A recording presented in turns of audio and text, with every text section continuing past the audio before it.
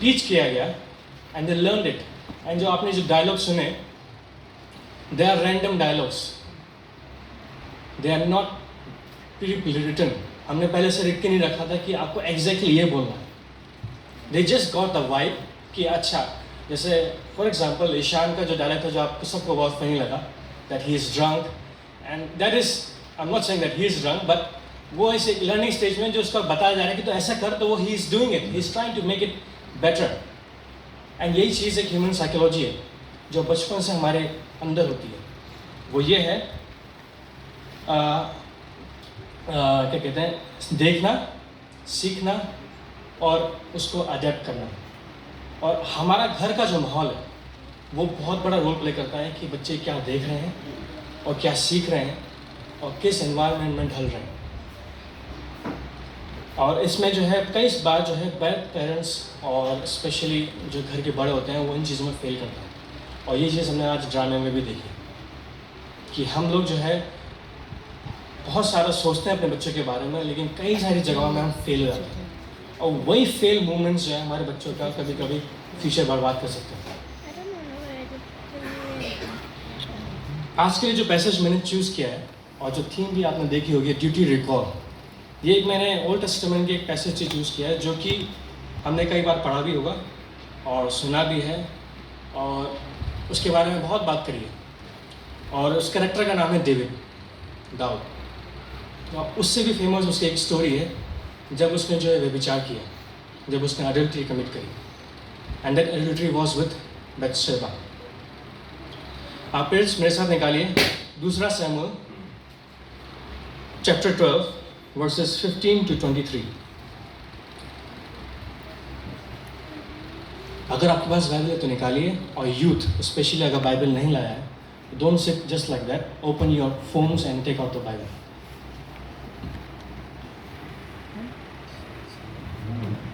Second Samuel chapter 12 verses 15 to 23। और जब मैं अभी ये वचन शेयर करूँगा तो मैं आप सबसे मेरी रिक्वेस्ट है कि अपने वचन को और जो यहाँ से कहा जा रहा है उसको बहुत अच्छी तरीके से फॉलो अप करना चाहिए, क्योंकि मेरा जो है लैंग्वेज दूसरी है, हिंदी है, और अगर आपको समझना है तो आपको बार बार अपने स्क्रिप्चर में देखना पड़ेगा ताकि आप उसको अच्छी तरीके से समझ सकें। मैं आपके सामने इंग्लिश में पढ़ूँगा, लेकिन आप अपनी अपनी बाइबल में पढ़ सकते हैं अपनी अपनी लैंग्वेज में। Then Nathan went to his house. The Lord struck the child that Uriah's wife bore to David, and it became very ill. David therefore pleaded with God for the child. David fasted, went and lay all night on the ground. The elders of his house stood beside him, urging him to rise from the ground. But he would not, nor did he eat food with them. On the 7th day, the child died. And the servants of David were afraid to tell him that the child was dead. For they said, while the child was still alive, we spoke to him, and he did not listen to us. How then can we tell him the child is dead? He may do himself some harm. But when David saw that his servants were whispering together, he perceived that the child was dead. And David said to his servants, is child dead? They said, he is dead. Verse 20, then David rose from the ground, washed, anointed himself, and changed his clothes. He went into the house of the Lord and worshipped, and then went to his own house. When he asked, they set food for him, and he ate. Then his servant said to him, what is this thing that you have done? You fasted, you wept for the child while it was alive. When the child died, you rose and ate food. He said, while the child was still alive, I fasted and wept. For I said, who knows? The Lord may be gracious to me, and the child may live. But now he is dead. Why should I fast? Can I bring him back again? I shall go to him, but he will not return to me. जैसे हम परमेश्वर के वचन पे ध्यान देते हैं, मैं इससे पहले एक प्रार्थना करना चाहूँगा ताकि हम सबका मन और हमारा दिमाग इस वचन के लिए तैयार हो सके। आइए प्रार्थना करें। परमेश्वर, हम धन्यवाद देते हैं कि तूने जो हमारे लिए किया है वो सबसे बड़ा गिफ्ट हमारे लाइफ के लिए है। और इस दिन जब हम इस बड़े दिन को मना रहे हैं, संडे स्कूल डे, अपने बच्चों के प्रति एक ऐसा सेलिब्रेशन जहाँ पे वो बातें सीखते हैं जो तेरे लिए प्रभु वर्शिप का कारण बनती है। अभी जब हम इस वचन को सुनते हैं और समझते हैं, प्रभु हमारे हृदय को दुख हो, ताकि ये वचन हमारे मन में काम कर सके। और पवित्र आत्मा, तो हमें तैयार कर कि हमारा मन इसको रिसीव करने के लिए तैयार है। ये प्रार्थना मैं यीशु मसीह के नाम से मांगता हूँ, आमीन। इससे पहले कि मैं इस स्टोरी में आगे बढ़ूँ, मैं इसका थोड़ा बैकग्राउंड बताना चाहूँगा, जो कि आप सब मोस्टली एल्डर्स को पता होगा, लेकिन अगर किसी ने नहीं पढ़ा तो उनके लिए महत्वपूर्ण हो सकता है।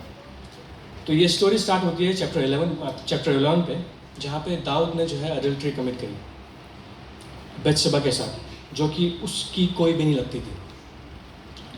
She was just a stranger and he committed adultery. And उसके बाद दाऊद ने यहीं नहीं रुका, अपने इस पाप को छुपाने के लिए उसने एक और पाप किया कि उस लेडी का जो हस्बैंड था, उसका नाम था उरिया, जो आप बाइबल के वर्स में भी देख सकते हैं, उरियाज वाइफ, उसने उस हस्बैंड को भी मरवा दिया ताकि किसी को पता ना चले। लेकिन परमेश्वर से कुछ बात छिप नहीं सकती, तो परमेश्वर ने प्रॉफिट नातान को जो है दाऊद के पास भेजा कि वो उसे बताए कि उसने क्या गलत किया है। अब नातान, आपको पता होना चाहिए, डेविड एक बहुत बड़ा राजा है, he is a king. You can just come over and say that you have done sin, he can kill you. तो नातान ने एक तरकीब निकाली और उसको एक स्टोरी सुनाई, और उस स्टोरी में उसने कहा कि एक इंसान है जिसने ऐसा पाप किया है, और उसने वो जो स्टोरी बताई वो सिमिलर थी दाऊद के उस इवेंट से जो उसने किया। और इस कारण उसने उसी दाऊद के सामने जिसने पाप किया था उसके सामने सवाल रखा कि ऐसे इंसान के साथ क्या किया जाए। तो राजा होने के नाते उसने तुरंत सबसे पहले एक बात कही कि उसको तो मार देना चाहिए। अब नातान ने कहा, वो इंसान तू ही है, यू आर दैट मैन। अब दाऊद हक्का बक्का, अरे मैं? तो उसके बाद फिर परमेश्वर ने उसको दंड दिया। और उसके बाद ये स्टोरी आती है जो हमने आज मैंने आपके सामने पढ़ी। और बाकी बहुत चीज़ें हुई होंगी उस टाइम पे, लेकिन अगर बाइबल ने इतना दिया है तो उसका मतलब उतना ही इम्पोर्टेंट था। अगर बाइबल चाहती तो बहुत चीज़ें भी दे सकती थी आगे की पीछे की स्टोरी, लेकिन हम इस पर फोकस करेंगे। क्यों? क्योंकि बाइबल यही बताती है। तो मेरा जो इससे निकल के जो सबसे पहला पॉइंट है, वर्स 15, 18 एंड 19। ये क्लासिफिकेशन थोड़ा ऑड है क्योंकि यूजुअली हमारा क्लासिफिकेशन कंटिन्यूस वर्स में होता है, वर्स 15, 16, 17, लेकिन मेरा है 15, वर्स 18 एंड 19। आप अपनी बाइबल में देख सकते हैं। वहाँ पे साफ साफ लिखा है कि परमेश्वर ने जो है स्ट्रक किया उस चाइल्ड को, और वो उसी समय और उस वक्त वो बीमार हो गया। You know, in old testament हमारे परमेश्वर की एक बड़ी बड़ी खासियत है, वो ये है कि he is an instant God. वो रुकता नहीं है, वो डिले नहीं करता, वो उसी समय न्याय करता है। और आपने पूरे ओल्ड टेस्टामेंट में देखोगे जब जब इजरायलियों ने पाप किया उसी समय उनको उनका दंड मिला। दे वर पनिश्ड इमीडिएटली। डिटोनॉमी, व्यवस्था विवरण डिटोनॉमी 7:10, वहाँ पे साफ साफ लिखा है परमेश्वर के बारे में। वहाँ लिखा है, and who repays in their own person who rejected him. और उसके बाद क्लियरली कहता है, he does not delay but repays. ये एक कैरेक्टर है परमेश्वर का ओल्ड टेस्टामेंट में कि वो डिले नहीं करता। अगर तुमने पाप किया, नहीं मैं कल देख लेंगे, तुम्हें कल सज़ा मिलेगी ना, आज क्या है अब भी मिलेगी इससे। और यही चीज़ दाऊद के बेटे के साथ हुई। दाऊद का पाप था, लेकिन पाप उस पे ना आके उसके बच्चे पे आए। मैं यहाँ पे जो कहना चाह रहा हूँ वो ये है कि जब परमेश्वर हमें आशीष देता है तो वो आशीष मोस्टली हमारे जनरेशन पे दिखती है, और जब परमेश्वर दंड देता है तो वो दंड भी हमारे जनरेशन में दिखता है। परमेश्वर ने एक जगह पे क्लियर लिखा है कि मैं पुश्तों तक, जनरेशंस तक, 4 जनरेशंस तक तुमसे जो बदला लूँगा। He is gonna take. और इस दाऊद की गलती ने अपने बच्चे को खो दिया, जो कि स्टोरी में बताया गया। उसने तो अडल्ट्री कर दी, उसने तो पाप कर दिया, लेकिन उसका न्याय जो है उसके बच्चे को छोड़ना पड़ा। वो बीमार पड़ा और उसके बाद जो है वो उसकी जो मौत हो जाती है। उसकी डेथ हो जाती है। और जो मेरा इस यहाँ से पॉइंट है वो ये है कि डू नॉट बी लेट। जो थीम है आज के दिन का, वो एक्चुअली सरमन का टाइटल भी है, ड्यूटी रिकॉर्ड। मैं बाकी टाइटल भी दे सकता था, ड्यूटी नोइंग द ड्यूटी और accepting the duty, but why I said record is because वो एक ऐसी चीज़ है जो हमें पहले से दी जाती है, बस हम लोग भूल गए उसके बारे में। We have forgotten that there is a duty we have as parents. I'm especially talking to parents today. Kids अभी इस एज में हैं कि वो जो देखेंगे सीखेंगे, लेकिन आप बड़े हो और आपकी ये ड्यूटी है कि आप कैसे अपने बच्चों को दिखा रहे हो। और जनरली स्पीकिंग आप सब लोग अपने ऑक्यूपेशन करते होंगे, और सबसे बड़ा नियम ड्यूटी का ये होता है कि कभी भी लेट मत होना, और वही पॉइंट यहाँ पे भी है। एंड दाऊद लेट हो गया। क्यों लेट हो गया? अपने रिपेंटेंस के लिए। उसने जो वर्स 18 और 19 में साफ से लिखा है कि on the 7th day the child died and the servants of David were afraid to tell him that child was dead, for they said the child was still alive, we spoke to him and he did not listen to us, how then can we tell him the child is dead, he may do himself somehow. अब वो इस स्थिति में आ गया है कि इस situation में आ गया है कि वो हक आ गया कि मेरे बच्चे के साथ ऐसा कैसे हो सकता है। And now he is giving his best. अब सर्वेंट्स, उसके जो सोल्जर्स हैं, उसके जो सिपाही हैं, वो भी परेशान हैं, वो भी डर रहे हैं उसको बताने में। एक राजा को बताना इज नॉट नॉर्मल। आज के समय में एक राजा तो हम देख नहीं सकते, लेकिन एक प्रधानमंत्री तक पहुंचना भी बहुत मुश्किल होता है। You can not just go to his office and say I want to say something, you can not, and you can just say anything in the social media also. Recently किसी ने बात करी थी किसी प्राइम मिनिस्टर के बारे में Twitter पे, and immediately that person was arrested and put in the bars. वो एक प्राइम मिनिस्टर, खाली एक डेमोक्रेटिक कंट्री का, सोचो ये राजा था। इसके सिपाही इसको ये नहीं बता पा रहे हैं कि इसका बच्चा मर गया। क्यों? क्योंकि दे हैव फियर। एंड उसके बाद वो कह रहे हैं कि अगर हम बता देते then he must have harm himself. और यही नहीं, वो सिर्फ अपने को नहीं कुछ करता, वो शायद उनको भी कुछ कर देता। आपने देखा होगा मूवीज़ में, जब भी कोई लीडर को, कोई माफिया को, कोई राजा को कोई चीज़ गलत नहीं हो सकती है, तो कोई भरोसा नहीं कि वो आपको खुशी देगा या आपको माफ मानेगा। हो सकता है उसी समय आपका गला भी काट दे। कुछ भी हो, डेविड एक राजा है, लेकिन इन सब के बीच में वो वहाँ पे लेट हो गया। क्यों? क्योंकि वर्स 18 में साफ सा लिखा है कि उसका बच्चा मर गया। इससे पहले कि उसको रियलाइज़ होता कि मेरी गलती थी और मैं अब रिपेंटेंस करके उस गलती को हटा दूँ। रिपेंटेंस एक बहुत बड़ा वर्ड है, is not just sorry. Repentance is something which you do in order to not repeat that same thing ever again. It's not something कि हम सोच रहे हैं कि परमेश्वर प्लीज़ मेरे को माफ़ कर दे, आज के बाद नहीं करने वाला। This is not repentance, this is just a sorry and asking forgiveness. Repentance एक ऐसी चीज़ है जो आज का इंसान बहुत मुश्किल से करता है, और इंसान जो आजकल कर भी नहीं रहा है। और ये नीडेड था उस चीज़ को अवॉइड करने के लिए। लेकिन दाऊद इससे पहले वो जानता है परमेश्वर इमीडिएट है। साफ साफ लिखा है he is an instant God. उसने पाप वहाँ किया, यहाँ दंड मिला, एंड डेविड लेट हो गया। आज हम पेरेंट्स, हम नहीं, मैं नहीं, आप लोग, हम parents we are very late in many things. हम सोचते हैं कि एक छोटे बच्चे की मैं स्टोरी बताना चाहूँगा। मैं बहुत पहले, मैं खुद बच्चा था, लेकिन एक ऐसे परिवार में परवरिश हुई है जहाँ पे मेरे पिताजी पास्टर थे, मेरी मम्मी भी वेरी गॉड फीयरिंग वुमन। तो ऐसे में दूसरे बच्चों को भी एनालाइज करना बहुत आसान होता है, क्योंकि every time we are being feed by the scripture. तो एक छोटी सी बच्ची थी, एंड वो बड़े अच्छी तरह गाली बकती थी। She used to use abusive words बहुत ईजिली, ऐसे लाइक जैसे मैं आपसे बात कर रहा हूँ, वो ऐसी ही गाली बकी। एंड उसके पेरेंट्स भी लाइक, अरे बच्ची है, छोटी सी है, प्यारी सी है, अरे अच्छा क्यों। But when that child grew, she started abusing her parents. बचपन में वो चीज़ क्यूट लगी, दैट वाज वेरी स्वीट, अरे she is like how cute. But वही बड़े होके उसने अपने माँ बाप को गाली देना चालू कर दिया। अब लगा cute.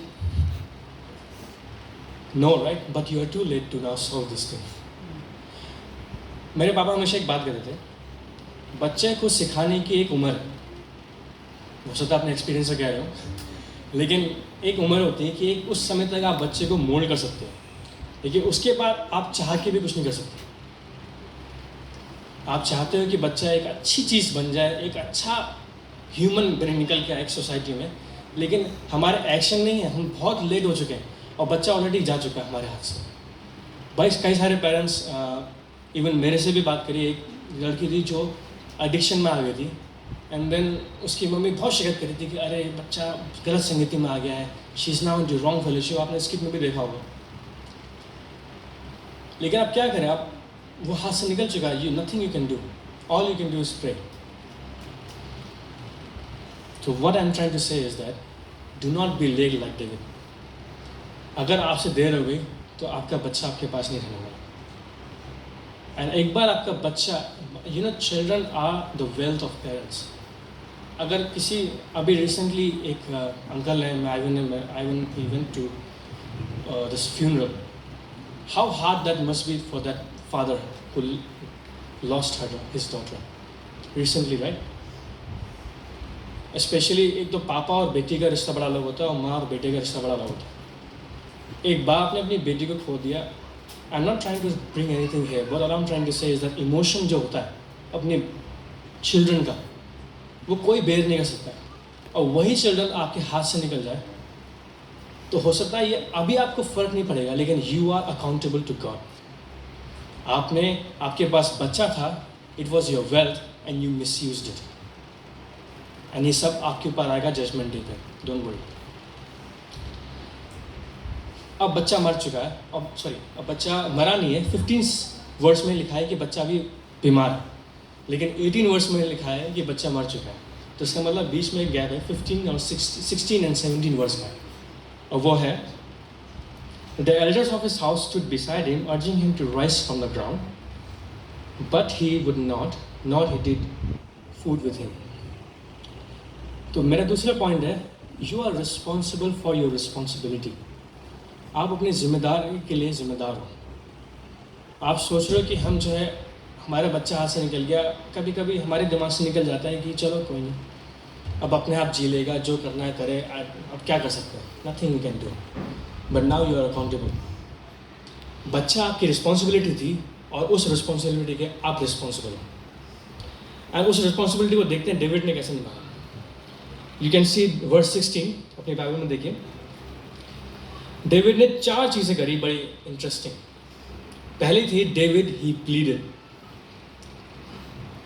Like anything, you know, it's not requesting God, it's pleading like his heartfelt अर्ज इज गोइंग ऑन कि परमेश्वर तू बच्चे को बचा ले। He is pleading, number 1। दूसरी बात, ही फास्टेड, वर्स में लिखा हुआ। डेविड ने पहले तो प्लीड किया, दूसरा फास्टिंग भी करी। बच्चे बीमार ऑलरेडी हैं, याद रखिए। तीसरी चीज़ डेविड ने क्या किया, ही लेड होल लाइन। एक लाइन उस समय जो है, अगर फर्श पर इंसान लेट के अगर दुआ कर रहा है या फॉरगिवनेस मांग रहा है, तो that was the physical sign of repentance. And कई ट्रांसलेशन में ये भी लिखा है कि ही वोर द सैक, यू नो, वो नहीं होता है बोरा, जूट का होता है जो, he wore that sack kind of thing, and he put ashes over him. Or ashes, sack, lying down and praying was a sign of repentance in physical form. कि मतलब ये इंसान जो है पश्चाताप के टाइम पे, and that is what David did. और यही नहीं रुका वो, उसने एक और चीज़ करी। उसमें 17 वर्ष में लिखा है कि उसके जो घर के एल्डर्स थे वो भी परेशान हो गए। तो इसका मतलब ही quoted the fellowship with them, वो बिल्कुल अलग हो गया अपने उस एल्डर से, अपने परिवार से। उसने पश्चाताप करने लगा, उसने फास्टिंग करी, उसने प्लीडिंग स्टार्ट कर दी। ये 4 चीज़ें। अब ये 4 चीज़ें आप अपनी लाइफ में देखिए। यू डोंट हैव टू से द आंसर, पर अपने मन में आप ये सोच सकते हैं कि एटलीस्ट जो बाइबल में दिया गया है इस वर्ष पे, इस हिसाब से भी चारों में से क्या चीज़ें आपने अभी तक करी अपने बच्चे के लिए। You still have time, right? Did you plead to God? Did you ever do fasting for your children? कभी आपने एकदम रिपेंटेंस किया है कि कहीं मेरी गलती की सजा मेरे बच्चे को मत दे देना परमेश्वर। यू नो, एडम ने जब सबसे पहला, एडम एंड ईव ने सबसे पहले जब पाप किया ना, डिसओबीडियंस का, उसका हर्ष क्या हुआ, उसका नतीजा, what was the result of that? The result was पूरे ओल्ड टेस्टामेंट में सबसे ज़्यादा पाप और डिसओबीडियंस का था। In every book of the Old Testament, there is disobedience of Israelites. Every book. कोई ऐसी बुक नहीं जिसमें ये ना दिखाओ कि यहाँ परमेश्वर इजराइली लोगों ने उल्लंघना करी. They didn't disobey. They disobeyed in every single step of their life. And that was one curse which was coming from the Adam and Eve. And कई सारी चीज़ें हैं जो हम as parents अपने साथ लिए आ रहे हैं as a curse. You know, my mom used to say that, हमसे कहती है directly कि हम भी मनुष्य हैं. We are also humans as parents. इसका मतलब ये नहीं that we are perfect. But there are things which we carry from our generation. अपने माँ बाप से, even as parents, okay? Your parents and उनके parents से. You are carrying it forward to your children. And there is only one way to cut it, is through repentance of your own mistakes and their mistakes. So that thing will not come on your children. वो आपके बच्चों पे नहीं आएगी. You have to be like a shield. कि अब मेरे ऊपर से इसके बाद मेरे बच्चों पे ना आए. लेकिन उल्टा ही होगा. वो सारी चीज़ें बच्चों पर आ रही हैं जो हम सोचते ना आए. It's hidden. This is how Satan works actually. आपको पता भी नहीं चलेगा कि वो बच्चे पे आपकी वो आदत, आपकी वो हरकतें बच्चे पे समा गई. और जो बड़ा होगा he will be the same. और उसके बाद आप देखोगे, आप कहोगे क्या है, ये कैसे हुआ. ये तब हुआ जब आपने सोचा भी नहीं कि कब हुआ. डेविड ने उस छोटे मूवमेंट में, when he was ill, उसका बच्चा जब बीमार था, उस छोटे मूवमेंट में बहुत डेडिकेशन के साथ ये पूरा अपने आप को दे दिया कि कैसी तरीके से बच्चा बच जाए. He gave his all.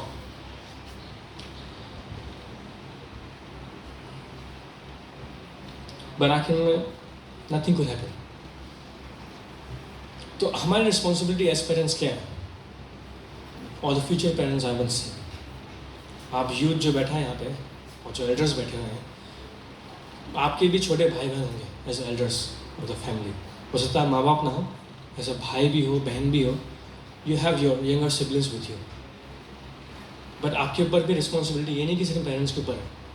ये मत भूलिए, no one is omitted from the responsibility.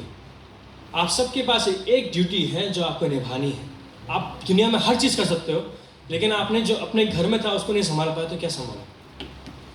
मेरे पापा पास्टर हैं, and we used to see many pastors जिसके बच्चे जो हैं शराबी, fine level of alcoholic, okay, not even normal. अब पता नहीं यहाँ पे होता है कि नहीं, नॉर्थ में तो इतना ज़्यादा एल्कोहलिक हैं, स्पेशली पास्टर्स के बच्चे. हो सकता है they were doing Bible study every day, but उसने असर नहीं किया बच्चों पे. They were praying every day, उसने असर नहीं किया. There is a line which goes like this, our life is a testimony. हमारे जो रहन सहन है, हमारा जो लाइफ स्टाइल है, वो बच्चे ज़्यादा ऑब्जर्व करेंगे यहाँ की जो आप उनसे आप कह रहे हैं. जो लास्ट सीन था स्किट था, उसमें क्या था? Parents are telling the kids, "Chop, do this. You wake up, and the first thing you have to do is read your Bible, pray. And the first thing you are doing is, बच्चे का हक बनता है आप पे question करना. और जैसे कि आपने देखा, यूजुअली जो पापा होता है वो बहुत ज़्यादा they don't like coming at them. कोई भी बात, they will just silence the kids. I am your dad. You have nothing to say to me. You are in my house. You will follow what I say. ये drama जो है, basically इसलिए मेरा seven बाद में, ताकि ड्रामे से आप और भी अच्छी तरह रिलेट कर सकें. बहुत आराम होता है कहना कि इवन एज लीडर्स ऑल्सो बहुत आसानी से कहते हैं कि we should do like this, we should do like that. अगर किसी ने कह दिया by chance that you must have done like this, then imagine the level of hurt in the ego. And parents में यही चीज़ बहुत है कि सब कुछ नहीं होगा लेकिन ईगो जरूर होगा, कि बच्चा कहीं बैक टॉक ना कर दे. And kids don't be so happy. Back talking is not good. मैं ये सिर्फ बताना कह रहा हूँ कि अगर पेरेंट्स जो सिखा रहे हैं, अगर उनकी लाइफ में नहीं, तो उनका परिणाम उनके भी ऊपर आएगा, प्लस आपके ऊपर भी आएगा. तो parents, take your responsibility very responsibly. नहीं तो दोबारा बहुत लेट हो जाएगा। एंड चलो मान लेते हैं हमारा रिस्पॉन्सिबिलिटी बहुत अच्छी तरीके से लेनी है, लेकिन हम फिर भी एक इंसान हैं, we are weak, we are imperfect. And जो मेरा थर्ड पॉइंट है वो यही है कि you can not do everything. अब कई कई के दिमाग में भी आ सकता है कि वो तो पॉलिस ने तो कहा कि I can do everything through Christ who strengthens me. It's not what I mean, you can not do everything. उसका आप समझते हैं।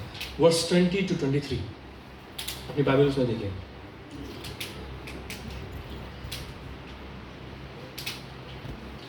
वर्स 18 के हिसाब से बच्चा मर चुका है।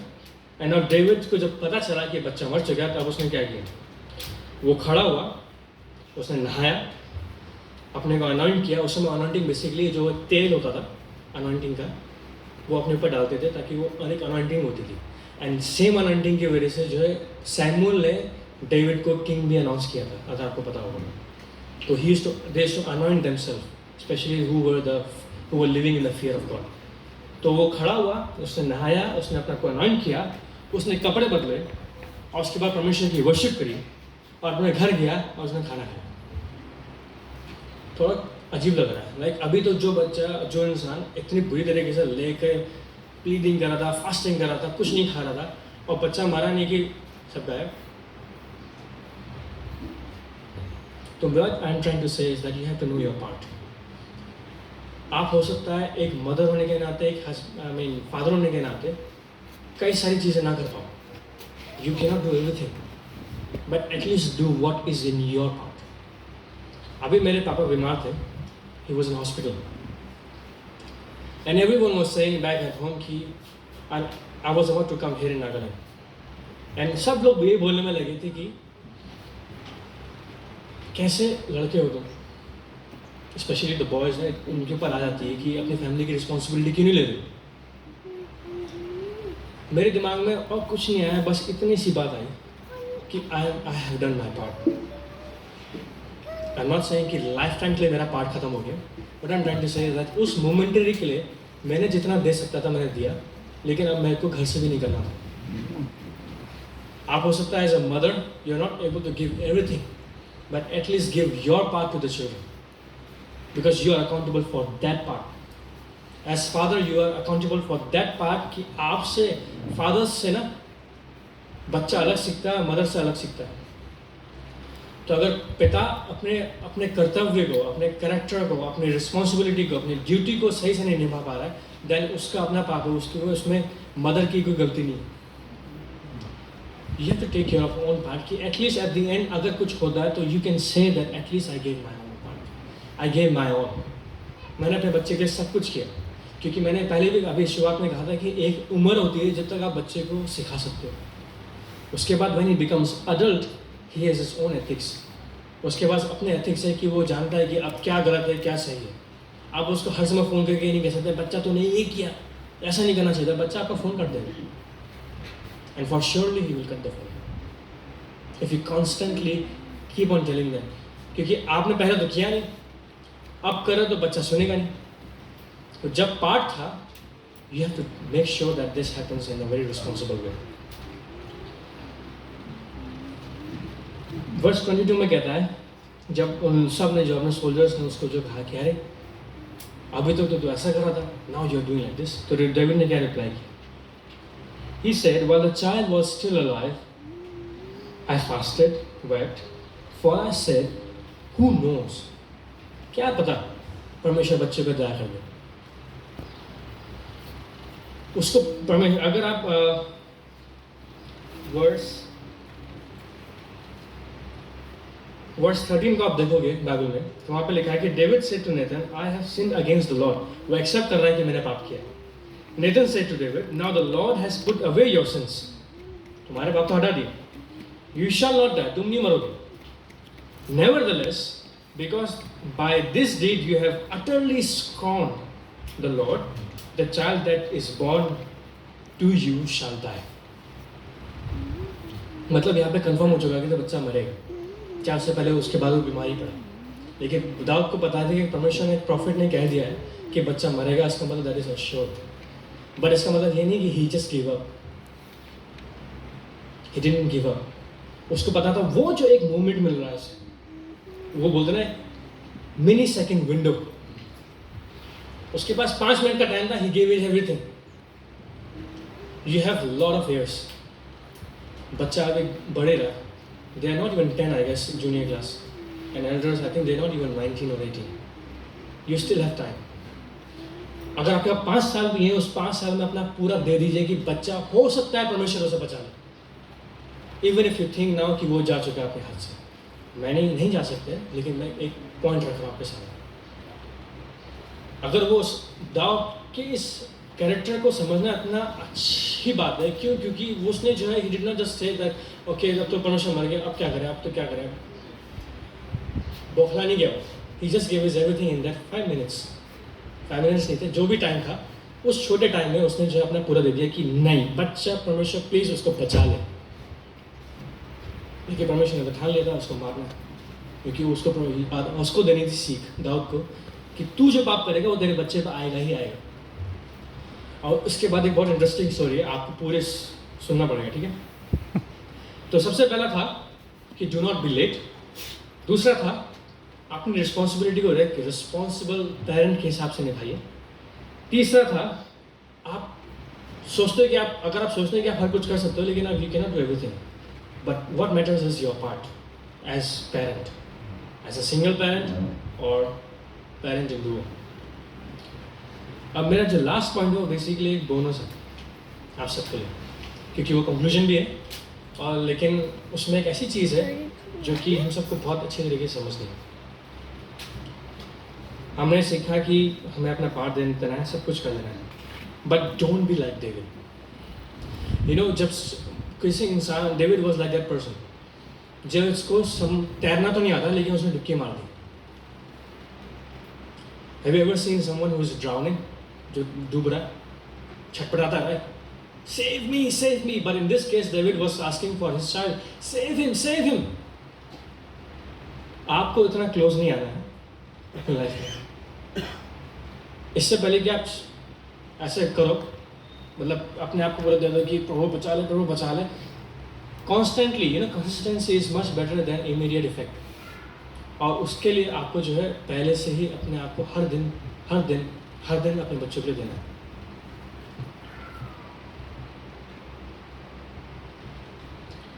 और उस डबल स्टैंडर्ड से हंसना है जो हमने ड्रामे में देखा. सब कुछ बच्चा को सिखाया जा रहा है, लेकिन खुद के लिए सीखने के लिए कुछ नहीं है. यू नो, व्हेनेवर मेरे एक पर्सनल वो है, एक कह सकते हैं बेसिकली एक मेरा प्रिंसिपल है, जब भी मैं प्रीचिंग करूँ I have to do something new. हो सकता है मैं सेम प्रीचिंग अलग अलग ऑडियंस में भी यूज़ कर सकता हूँ. Even pastors can do it. Same preaching, right. मैंने अपने कॉलेज में एक फैकल्टी थे, and we happen to be in the program, और हमने whole 3 consecutive days same preaching करी. एंड मैं उस टीम में था, तो मैंने हर दिन सेम ही sermon सुना, every day same sermon, and he was by hearted because he's a senior faculty, तो they didn't even have to prepare so much. वो खड़े होते हैं और उसके बाद उनके मुंह से निकलता रहता है आराम से, क्योंकि they are expert in words. But words will not bless him personally. It might be blessing for all of the audience, but वो उसका आशीष नहीं देगा. Same with me.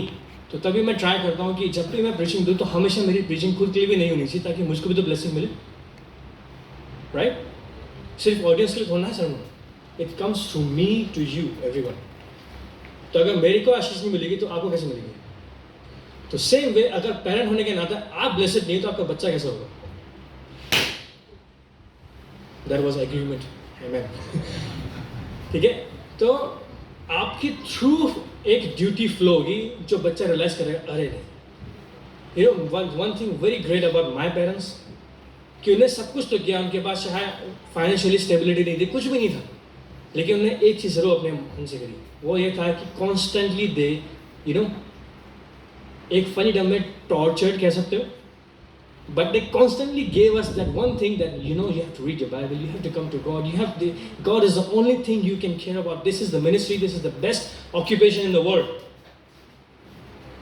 Constant. और आज भी वो चीज़ हमारे दिमाग से निकल नहीं सकती. क्यों? क्योंकि वो बचपन से लेके अभी तक, अभी मैं पापा को फ़ोन करता हूँ, he is like, don't forget to pray at night, don't forget to थोड़ा सा अटपटा लगता है, लाइक अभी भी सेम चीज़ बता रहे हैं, होता है as a kid, it happens. बस इसका मतलब ये नहीं कि वो जो सत्य है वो हट जाएगा, दैट इज द ट्रूथ। बच्चों को इरिटेशन लगेगी, आप सबको, when the parents are telling you something to do, but that doesn't mean आपको इस तरीके से अपने पेरेंट्स के अगेंस्ट जाना है। They are also humans, remember that, they are also have weaknesses. तो अगर आपके जरिए पेरेंट्स ब्लेस हो सकते हैं तो that is very great thing. आप अगर रोज बाइबल पढ़ रहे हो, अगर रोज, I am talking about this ritualistic way, but ये एक ऐसे कारण है जिससे हम शो कर सकते हैं कि हम कितने डीप में हैं, कितने गहरे पानी में हैं। तो अगर आप रोज कर सकते हो तो हो सकता है माँ बाप आपको देख के बदल जाए, क्योंकि ब्लेसिंग सिर्फ इस तरफा फ्लो नहीं होती है, it can flow this way as well. तो basically all I am trying to say is that अपनी ड्यूटी जो आपकी है अंदर से, जो परमिशन आपको दिए the moment you became parents, that's a weight you gonna have to carry all your life. And बस ये इतना ना बढ़ जाए कि आपको जजमेंट डे में भी इसी वजन के साथ जाना पड़े।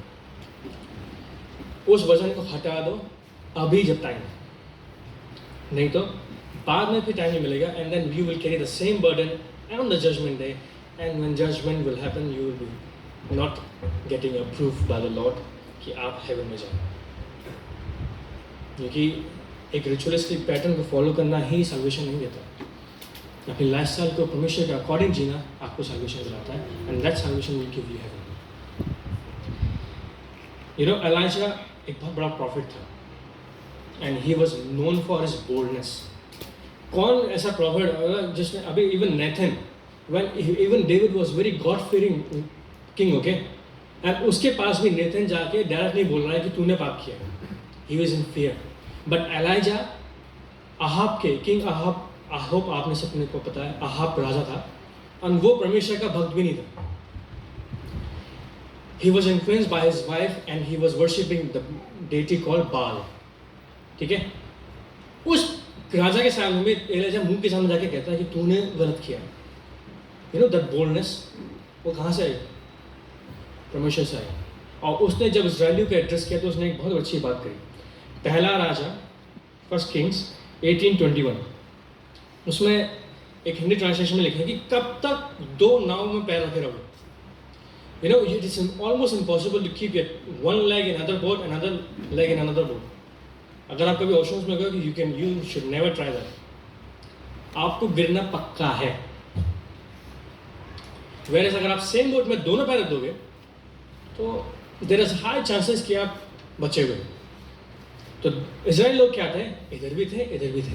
पेरेंट्स क्या हैं? बता भी रहे, नहीं भी कर रहे।